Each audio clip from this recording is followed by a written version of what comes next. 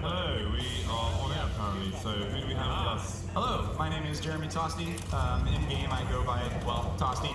It's gone through a couple of variations. I used to call myself Tosticles, but a couple people found that inappropriate. I got banned from a couple other gaming services, so now I just keep it clean. Toste, same as the last You name. actually had a time in your life where you wanted to be known as Tosticles. Well, I'm not a mature person. Okay, that's fair enough. I respect that. Tosticles is a thing. I mean, it's pretty close to Captain Toaster, James, which is what your name It's was. not. No, Toaster is not close to Tosticles. Yeah, it is. No. There's similar letters. No. Only if you're Daniel and Capadia. syllables. No, it's not a thing. Okay. Well, at least, I mean, Jeremy's up here. He's a part of Hash Brown Smackdown. Hash Brown Smackdown, as is my man Tristan here, who was casting previously, and Pierce, who did very well with you guys yesterday. Yeah. So we got a team of. We got a whole team up here, James. Effectively, this Just need two more. No, there's three people, Dan. Counter-Strike has 5 on the team. Well, not all Counter-Strike teams are made equal, James. Our remaining players, we value them just as much. That was witty. Come on, give me something. I can't be asked. Give me something. Wow. All right, so have you commentated before? I never have, but I always enjoy listening to people. I think I've always, had an interest in entertainment production, so I'll do my best, and I'll try not to have any dead air, You already, I can tell, have a good cadence. Thank you. Good cadence is important in commentary, and you know what? I think the best thing to do is just get into it. Let's hear you cast around, and we'll see what we're working with here. Alrighty. How about Well, I'll that? try my best to bounce off your personality, but right now it looks like Team Liquid is vying for the mid control. It seems that they are going to go for an execute. I think a couple people are going to line up the smokes and take it once the smoke in mid fades. It seems that the arch player for the CTs is coming through, seems to be aware that it's happening due to not a whole lot of action happening in Banana. The nades flying in are going to cue them off, but that's going to be a full take. Smokes are coming out, the defense is going, nades are pluming all around. Rain is getting fired out. He has no angle to take, but he can just hold it. They don't know necessarily that he's there, but they should expect it. Big kills coming in from the balcony, and Pitt's getting sprayed down as well. Now it's a 4-on-3 situation. More headshots coming in from Stewie. 3-on-3. The bomb should go down. Nav successfully plants, and we have Stewie waiting in the graveyard. Should be easy for him to pick off anybody coming in from the moto area. He's holding the apartments, but he doesn't know that there aren't any CTs there. Hopefully not holding it too long. He gets dinked from Pitt, however. They seem not to know that Rain was there previously. 2 players left on the site. Naf and Elige holding it out. Approximately half of the bomb site left to go, and the engagement takes place. Rain's trying to go in for it. He gets sprayed down by Elige. Elige gets on the box. It's down just to Naf. 2 versus 1. Can he hit the shot? He whiffs it. One more shot, and it's all down. And FaZe Clan gets it. All right, Plenty of time James. for the defuse. It's not bad. I think I can leave. This is good. James, if you die I got whiskey. if you die a long and slow and incredibly painful death in a horrific shark attack, I know Yeah. what I'm replacing you with. All right, yeah, go for it. Why not? That is how you'll die, right? I mean, it's one of the ways that is possible. You see, there seemed to be some hope in your voice there. I don't know, but who knows? Anyway, thank you for that scene. But Yeah, moving that was on. good. That was good. It's That was good, a that's pretty good. good base of operations you got there. Thank Yeah, you. nice. So I'm curious with you guys. As you can see, obviously I'm a North America fan. Cloud9 didn't make it, but good job for them of making it this far, as far as they did with a brand new team. It was a commendable effort. I'm curious if you guys ever find yourself, rooting for one team or another. I think it might be hard not to go, super excited. Oh, hey, Stewie headshot 3 people. It's amazing. Guardian got 4 up kills. Good for him. Yeah, how is that for you? That's a great question because, for example, some people misinterpret, let's say, following the storyline that you For really want to bias? invest people in the most, which is the most exciting as far as the Counter-Strike is concerned, as bias. Because effectively, bias doesn't really make sense in that regard. Because when you're telling a story, everyone loves the underdog story, right? If Team Liquid are absolutely smashing Cloud9, and it's a boring game, right? The underdog story is the most compelling story that you can tell. And so it's going to sound like you're tired of Team Liquid's success, or that you're trying to find hope in Cloud9, or every time they do something, you're going to try to encourage it. And really, it's to try to find balance and to try to focus on the narratives that are the most engaging and emotionally make the most sense to the audience. And so I think often that's really what it goes to, because when people ask us, oh, what's your favorite Counter-Strike team? We'll always have the most boring answer, which is we want to see the best Counter-Strike. And so that's effectively what we're always rooting for. Yeah, I think there are 2 answers to your question. I think the best example is the Boston Major Final, because if the crowd was completely biased to Cloud9 and they were not interested in anything good that FaZe were doing. So bearing that in mind, you need to keep an atmosphere in the match because it is a major grand final. And if the crowd are not going to give you an atmosphere for half of what's going on, then you kind of have to lean towards the other team to keep them excited and keep an atmosphere in the thing. So you have to lean towards the team, but again, it's for a purpose. It's not like, oh, I want this team to win, but it's about this is the story and this is how the crowd will be engaged, which makes it more interesting at home. And the big story was obviously, the catch-up, basically, how many rounds and so on and so forth. So that's one thing. You kind of have to read the crowd in that and see how much you have to work with.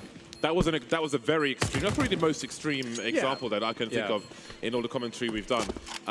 But I think that Dan and I are both mentally stimulated by good Counter-Strike. So when you've got a team like Furia, for example, who have really cool, fast executes on the T side, and they're doing things which you don't necessarily see from other teams, then that's really interesting. And we want to see more of that, especially with teams coming up with the online matches and so on, teams that show potential. That's pretty cool. And people playing good Counter-Strike it's great for us personally, but it's also great because we get to try and communicate that to the people at home and kind of educate that.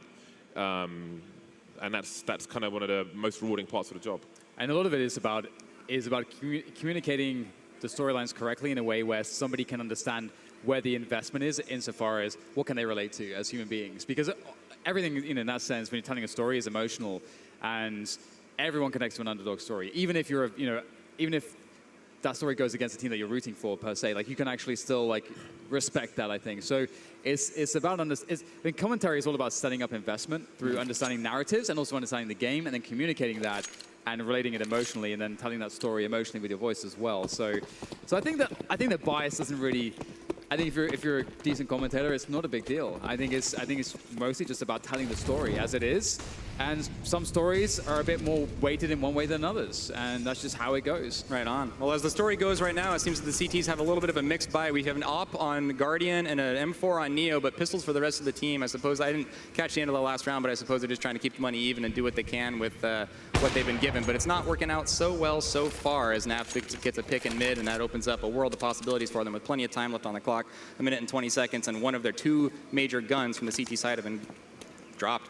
Guardian is also alone on the A side, it would seem, if I'm looking at the mini-map correctly, and I think that they don't necessarily know that on the T side, but they are itching toward the B side regardless. There's two players in there awaiting their approach. Stop. All right, so Guardian has an AWP, everyone's got pistols. What are FaZe Clan trying to do? Well, are they trying to save the AWP? Are they trying to win it with it? And how are they trying to do that? That's the story here in this round. Sure. So definitely the correct play is for Guardian to save the AWP.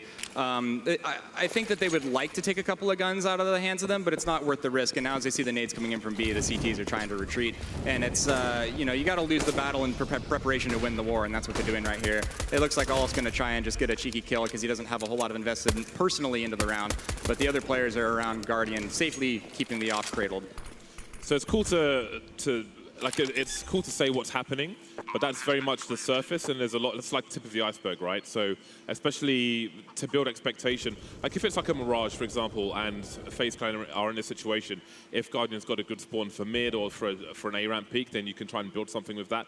Sometimes they're going to go, like if the money's together and they can all buy in the next round regardless, then the Guardian might be, especially before Neo loses the rifle that was there earlier, he may be trying to get an early pick or something. So that's kind of like, that is... where you want to invest people. Yeah, right? So you want to build expectation. So if you think that Guardian's going to try and get a pick and they're going to try and find a way, like let's say he gets a pick towards A and he tries to rotate towards B, that's the kind of expectation you want to build in a situation such as this.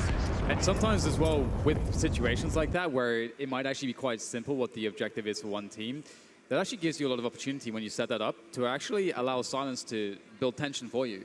Because if you are just saying what's happening and like who's moving here, this person's moving there, really what actually matters is what is the big picture sometimes. And so there it's like Silence can actually build a lot of the tension, and you can add bits and pieces as it makes sense to do so. But also using dead air allows you to build tempo, because you don't necessarily have to have the same tempo all the time. If the movement is slow, then you could be slow as well, unless there is an urgent thing like someone's rotating and it's going to have a significant impact, then you could build with that. So slowing it down allows you to kind of build to a crescendo if one might be on the cards as well. Sure, much in the same sense in speaking, that's something that I enjoy about Counter-Strike as well. Some games that are non-stop action, action, action, like Doom, for example, can actually be exhausting due to the complete and total action the entire time. And I enjoy the slow build-up in Counter-Strike and the explosive action at the end of the round when they're doing an organized execute. That's something that I think is appealing to a lot of people when you see more of the strategic layer in those kinds of rounds. Yeah, I think you're completely right. Actually, as someone who casted Quake before Counter-Strike, That's got to be exhausting, man. I really appreciate the fact that with CS, you have a game that gives you so much diversity in what the game offers as far as you say, the tempo is concerned. You can have extremely explosive moments, long build-ups, slow build-ups, like there's everything as far as tempo is concerned, which is, as a commentator, it gives you way more to work with, which is fantastic. And getting back into the match, obviously, I guess we should check in on the match. This is the final, after all. So make him do it. Well, I want to get in there, James. Give him a chance. You're It's the so man's selfish. job, for Christ's sake. You are so selfish. Fine. Do what you want. I'm going to drink whiskey. All right. I'll roll off you. Whiskey down. Come on, whiskey. focus. All right. Drinking on the job. Fantastic. All right, so Team Liquid, 3 versus 4, and we've got 2 players just stuck in the back of the A bomb side here. The rotation is coming in. There's 14 seconds to plant the bomb, so there is no time for a correction and desperation. You can see it right there. Stewie is moving forwards with the AWP, but trying to play the headshot angle is absolutely perfect there. Can't find the shot. Olofmeister is playing Stewie for a full, but it looks like Olofmeister will be made the full, but only for a moment as the bomb cannot be planted. FaZe will take that one down, and it looks like Liquid developed that round a little bit too slowly. And I didn't really see the build-up of the round, so I don't really know how we got to that What point. we can take away, though, is that despite losing the round, they did a lot of economical impact to the CTs. They can't really afford to lose all those players, so that frag on Olofmeister could be really important in the round to come, because as you can see, Liquid had plenty of money to rebuy, and look at the shortcomings. We have Olofmeister now, he's got a UMP. So despite losing the round and by timeout, all those kills are very, very important, and they're still in a very strong position to pull away. Not to mention Inferno being a traditionally CT-sided map, the performance for T-side is absolutely just fine so far. And one of the issues here as well for FaZe is the limitation on utility, so they can't invest too heavily into banana control. However, they do have Guardian there, and he's announced his position at this point. And Team Liquid's not really looking like they have the typical default spread insofar as taking banana with a few players and then spreading out to apartments. They look committed towards B here. And right now, this is a timing where FaZe don't have the information, because it's very early in the round, to guess or gamble that it could be a B play. So they're stuck with 2 players on the bomb side. It's the most reasonable guess that they can have. But at this point, they have to start asking questions. We might see some information plays top mid for FaZe to understand that they have to rotate a 3rd player towards that B site, because here comes Team Liquid. Guardian has to get a kill here to slow things down. He's done it, but he's gone down. It's an equal trade that does not favor the CTs, and somehow Neo gets surprisingly a kill from a very common position that didn't get checked, and it did get traded out again. 3v3 and the bomb's being planted. Keep going. It's all you now. The T's are coming in from Banana trying to defend it. CT's come out for the trade again, and it's Olofmeister left in a one-on-one. He wants to get this and keep the money going. He has an UMP, and his team didn't have any grenades throughout the duration of that round. He would love to get the round and get the money back in their favor, but it doesn't seem like it's going to happen. He has no kit, no nades to take the angle, and the T's are dug into the positions. He sees Naf, and he gets the kill. I believe he's out of time, though, unless he's able to find a kit on the site. I don't believe any of them had a kit. First Oranges takes him down.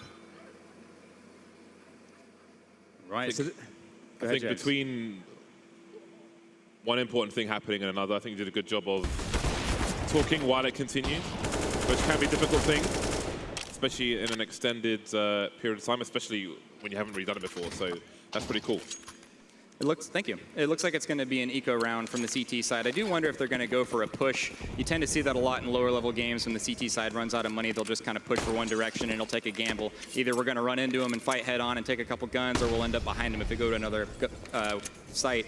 And it looks like they are just going for the stack. All in one location, but not necessarily an aggressive play. So if the T's are able to get the information for B, it's going to be a free take. Notice they left the bomb in T spawn. They know, based on how the previous rounds went, their economy on the enemy team is weak. So they want to figure out where they can take with little resistance and easily win the round. No reason to take fights that aren't going to get you anywhere. And talking about sort of the diversity that's inherent to Counter-Strike and the way that the tempo works, these rounds are great for like very quick setups, but give you like really awesome opportunity to basically, like, if you wanted to make a greater point about the strategic the strategic decisions of the teams, or you want to make a prediction as to where the money's going to be going after this save, and to build investment or expectation in the following rounds, this is a great spot to do it. It's also a great spot for like some banter, which James is much better than me at. You guys do tend to crack me up. You're my favorite casters for a reason. Appreciate that. And you know what, like, that's another reason why these rounds are awesome, because it's just such a good break. It's a good comic relief. It's like, when you see, pretty much any series, I say any series, like a lot of great series use comic relief in really important ways. And I think breaking that tension can be really important, because we need a break sometimes. Sometimes you just need a break, and this is a great spot to do it. However, we'll get some damage here, just Naf going down, but what is the implication? Not too great. The money there for Liquid is pretty well established, so they don't really care at all. They managed to easily determine exactly what their opponents were up to. So what do we have here? We've got 8-3. Is it 8-3 or 7-3? We'll soon find out then. 7-3. Yeah. Alrighty, so where is the money? What are the options to FaZe? Actually, when Twist got that kill on the player trying to Zeus him, that was the first kill in the round, you saw that he shot his body afterwards. Times like that are a good, I think it's important, kind of like similar, if you look at wrestling commentary, right? People don't realize this, but like it's you've got the big personalities and so on, but there's not so much they can really communicate in terms of personality without the commentators accentuating that for them. So when you've got like Twist spraying the body of his opponent, that's BM and so on, you can kind of add to the personality of the player there, which is great for them, to be endearing for the fans and so on, and just to make the match a little more interesting than the surface stuff. So it doesn't mean you always need to touch on it, but if you think it's appropriate every now and then, or if you just need to fill a gap, then you can touch on things like that a little bit and be like, oh my god, that's outrageous, like over-the-top response to a little thing. Absolutely. I'll be honest, I didn't notice that, but what I am noticing right now is a fair bit of utility, although not full, on the CT side for FaZe Clan, so hopefully they're able to make a little bit more of a resistance here against the A push as it comes in. And one thing as well here is like always like, you want to start big and look at the strategy, like what is the setup looking like, and that tells you the objective, and then we can start like bringing in like what exactly is happening in the round as well. As you can see that we have the bomb going down there top Right mid. now the objective is to take down Olofmeister because he's wiping the floor with Liquid and they've left the bomb. This is disastrous for them. The smoke is down and I think they're going to smoke it again. A little bit deep to get it. Nap's going to push right through it. Still gets shut down. At this point, if he gets the kill, I believe Elige is going to try and escape. I don't think he's going to try and go for it. Then again, they do have the money in the bank, so you might as well try to do the economic damage, but to no avail. So much time on the clock as well. It's going to be hard for him to hold on to that weapon. Absolutely. It is hard to try and run and hide with that much time. Yeah. So I think like one interesting thing, especially when the CT side is very light on utility, and a map where the utility is really key for them to hold on to choke points, is how that lack of utility might change their behavior. Sometimes you might see a CT side get more aggressive and take more risk at getting an early frag to kind of hamper or handicap the T side and make things easier for them. So again, it's another way to build expectation. So that's always important. What's your expectation for this current round, James? Well, FaZe Clan have had some struggles in the previous rounds, and it seems that they will change things by adding a second AWP to the mix, and this may take Liquid off guard. It's going to be hard for them to identify this. However, with the right flashbang, maybe they would do it, but there's a wide peek from Stewie, so that's not quite going to work out. Guardian has been seen towards B before, so they still don't know that Nico necessarily has another AWP elsewhere.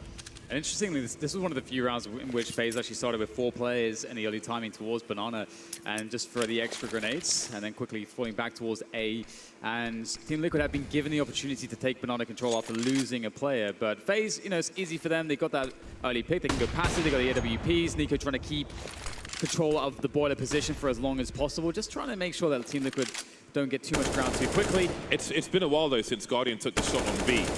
They could think that Guardian's rotated to A, and they walk into another shot on the B bomb side, expecting only one AWP. So the time between those two shots could actually have an impact in this round. It is all about the mind games. It does have a significant impact on the outcome of a tactical match at the high level. I think regardless of the outcome of this round, I think Team Liquid has to be happy with the outcome for the half so far. They're 1 round away from ultimately winning the half just ahead of time if they were to get 8 rounds. It's an excellent T half for Inferno.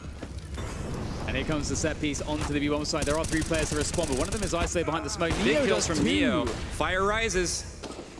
It's not bad at all, and Rain lurks behind the smoke, looking for the perfect opportunity to go forward. Do they know the Guardian's even here? They absolutely do not. Elise goes down. Beautiful work there. Rain also combining to eliminate the push, and that is not bad at all. And that's a much-needed round from FaZe, as they've been not really doing all that well on the CT side so far. Liquid, I mean, they showed us against Cloud9, in fact, how strong their T side can be.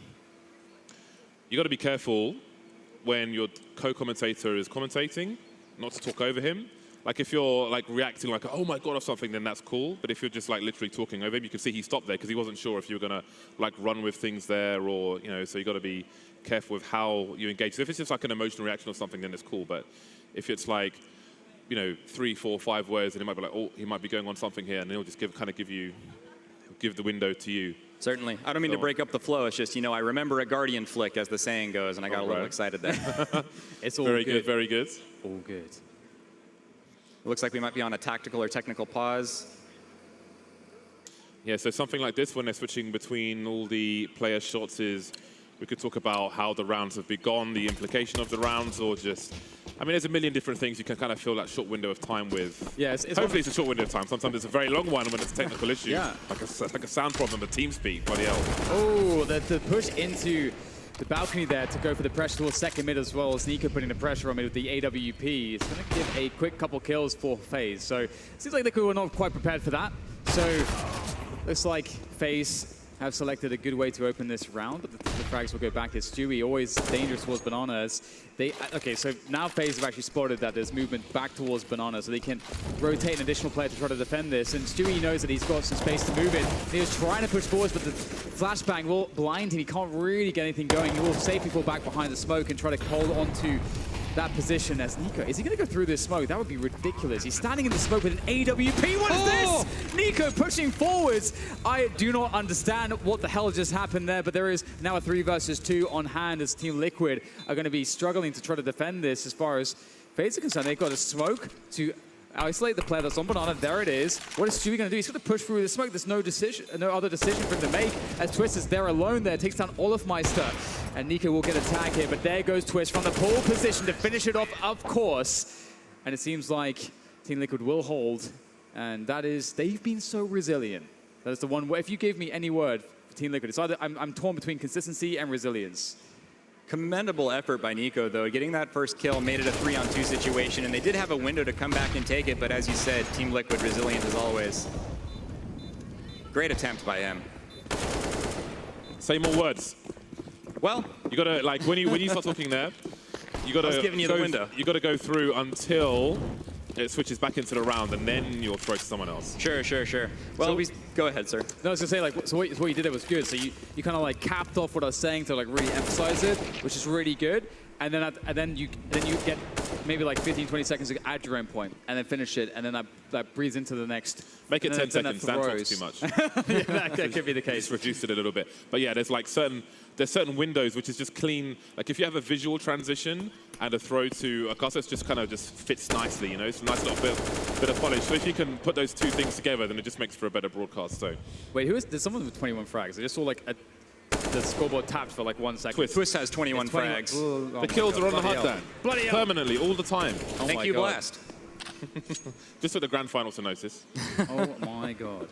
21 for 5. It's 21 for 5. It's now 22 for 5. What is this? Yeah, that's a big story now, which we can focus on and talk about how, because we've been paying attention from the beginning, of course, how Twist is doing an amazing job.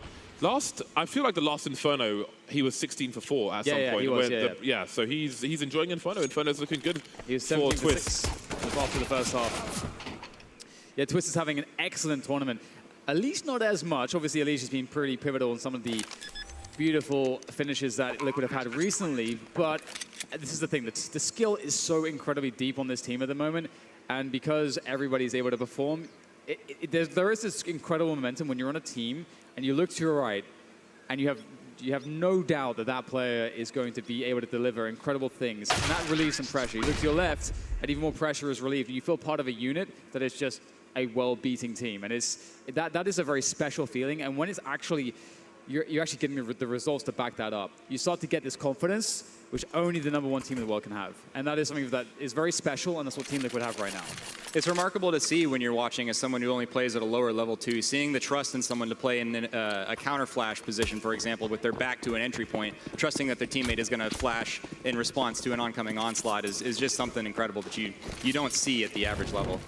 Yeah, there's so many two-man jobs on both sides, but especially the CT side, which are really cool to watch, and little setups and things which can be so impactful in the right round where you might break the money of your opponent or get to game point or something like that, which are really stimulating to talk about and try to educate people on. Speaking of impactful, it's always important to be keeping track of where the bomb is, and I noticed that they just brought the bomb back toward T-spawn from mid. It looked like, I believe, Elige was kind of inching toward the apartments with it, and it's such a bummer when you lose the bomb in a dangerous position that the CTs can take control of. And for the most of this series, Liquid has been doing a pretty good job of keeping the bomb safe and toward the back and approaching the site once they know that it's clear. And I commend them for their efforts in keeping the bomb safe, as is the terrorist job.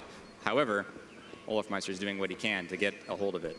Yeah, that's a really important kill as well, because FaZe had absolutely zero information. And look at this, Team Liquid going for the wrap here into the A bomb side there, all the way from the arch position. Nico with the AWP stuck in the pit position, and Twist will take down Olafmeister. Nico still in this pit position, ever dangerous. The bomb's going to go down. No one's dealt with him just yet. Ooh. That is ridiculous. Nico takes down Twist with the headshot, leaving Nap 1 versus 3 in this after plant. He knows what Nico is, and he's so occupied with Nico. Guardian will have a free kill, and that will be a 6-9 finish for FaZe. It's something. They can work with this. I mean, if Cloud9 can work on this map from, what was it, like 2-13, then FaZe can absolutely work from 6-9. For both of Cloud9's games on Inferno, I noticed that they somewhat struggled on the CT side and then kind of came into their own on T side. I don't know if that was a product of them being a little bit more disorganized, not even disorganized, but just unfamiliar with themselves. And T side bringing the aggression to the other team and controlling the pace of the game might have helped them a little bit. And although FaZe doesn't have that organizational challenge, I think that it's going to be interesting when they're able to dictate the pace this next half. Yeah, you've got the right players. Hi, Fiflarin. Hi. Like everyone calls it flea flu. Something like that. Interesting. I think it changes every time. We have about 3 minutes to just say whatever we want right now. Right on. We have a look this here as well. If I had to dispose of it, what shapes are you making? Rectangles? What does this mean? I took American Sign Language, but I don't think that was a real sign. Is this Aztec some kind of hieroglyphics? These things, these are rectangles. Oh look, we can do rectangles together now. There we go. Marvelous. All right. Oh look, there's words on the paper. Alright, okay, so you are. So I guess it's up to half time. So you could potentially win a prize. Man, I need like one of those sparkly red bows. All right, so I'm gonna ask you a question. All right, it's the last question I'm asking. Okay, what game was Counter-Strike originally a mod for? Was it Half-Life? Was it Quake 2? Was it Unreal Tournament? Or was it Vigil? If I were Joe Rogan, I would answer Quake because he thinks every game is related to Quake somehow, but the answer is Half-Life. Well, it is related to Quake because it's using the Quake. Well, that's true. Very good. I suppose you could spin the wheel and select the prize for yourself, kind of, at random. Or else. Spin to win. Alright, what has he got himself? He's got himself. That is a big fat nothing, ladies and gentlemen. Spin again. Spin again. Between yeah, okay, let's do that. You keep spinning till you win something. Between a free meal and G Fuel, I think we can do better than that. This is giving me flashbacks to opening cases, man. You just see everything come by, you see the red, you see the blue, and it's all blue. Okay, it's G Fuel, but let's give him G Fuel and something else. Can we give him like G Fuel plus something? Pardon? I didn't. Right, Rectangle Lady's gonna sort him out, so marvelous stuff. It's not very flattering to say. Well, Rectangle Lady. Yeah, She makes it all I saw was rectangles, man. We got another Does this mean it's over? Is it all over? We're gonna shut it down. What's happening? This is up to us. Okay, she said it's over. She said it's all over. I'll give you guys 2 if you want. Well, very well. He says well, then takes the headset off. Half a sentence, courtesy of DDK. And I would say thank you all for taking part, Jeremy. Thank you for having me. Great job. This is great. Yeah, absolutely. And best luck to Hash Brown Smackdown. Yeah, Hash Brown Smackdown. Hash Brown Smackdown. All right. Thank you. Rashad, against the best team in the world.